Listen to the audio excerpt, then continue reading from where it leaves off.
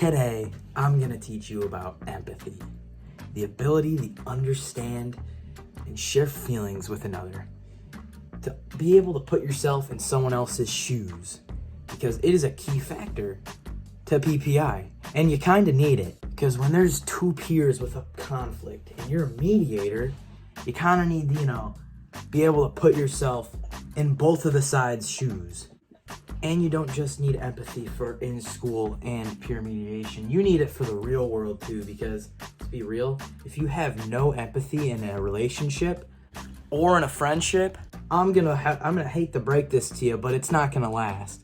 If you can't put yourself in the other person's shoes and try to feel how they are feeling, try to understand how they are feeling, it's just not gonna work out. I'm sorry. To make things more clear, I'll give you an example of what it looks like to not have any empathy.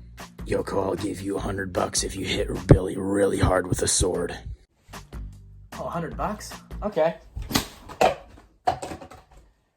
See, what just happened right there was I had no empathy for Billy. See, Greg told me he'd give me $100 if I, hit Billy really hard with a sword. It benefit me, but I didn't even think about how it would benefit Billy. I mean, geez, I practically just killed Billy just for $100 because it benefit me and not him. Because you see, I didn't care if Billy got hurt. I just cared that I got $100. See, if I had empathy, I wouldn't have even taken that bet up in the first place. I would have just been like, no, that's stupid. I could kill Billy. And I would have, thought about Billy before I thought about myself. To have empathy, you gotta be a little selfless, less selfish and more selfless.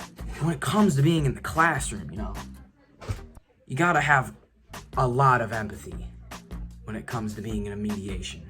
Because you gotta try to understand how one of the peers or both the peers have been affected by the situation.